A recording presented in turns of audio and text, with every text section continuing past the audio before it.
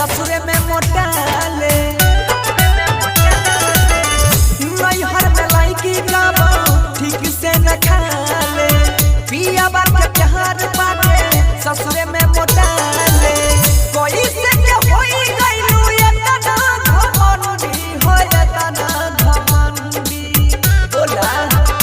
रे लंगरिया चलावेले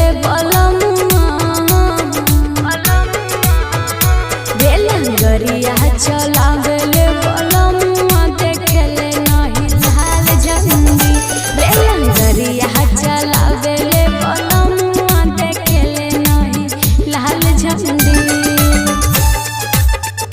रे गरिया चलावेले बलमुआ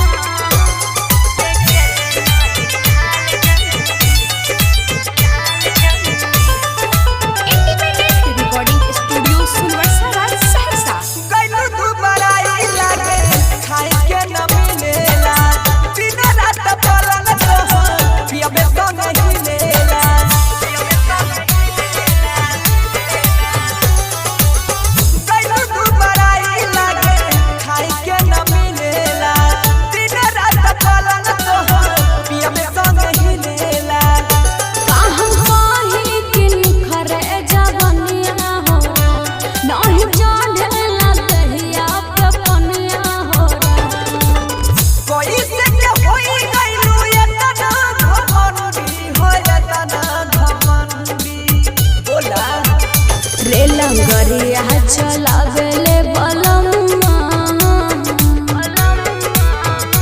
रे गरिया चलावेले बलमुआ देखेले नहीं लाल झंडी रे गरिया चलावेले बलमुआ देखेले नहीं लाल झंडी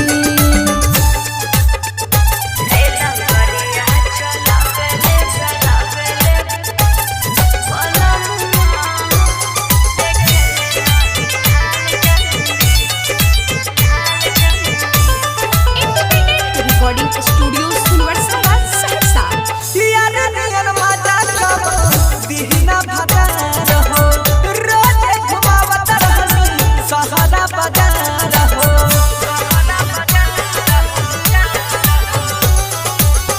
यारा नियन माता कब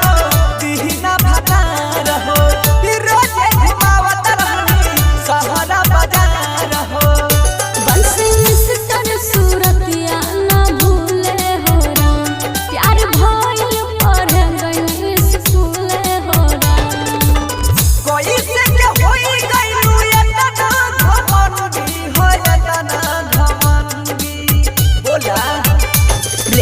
गरिया चलावेले बलमुआ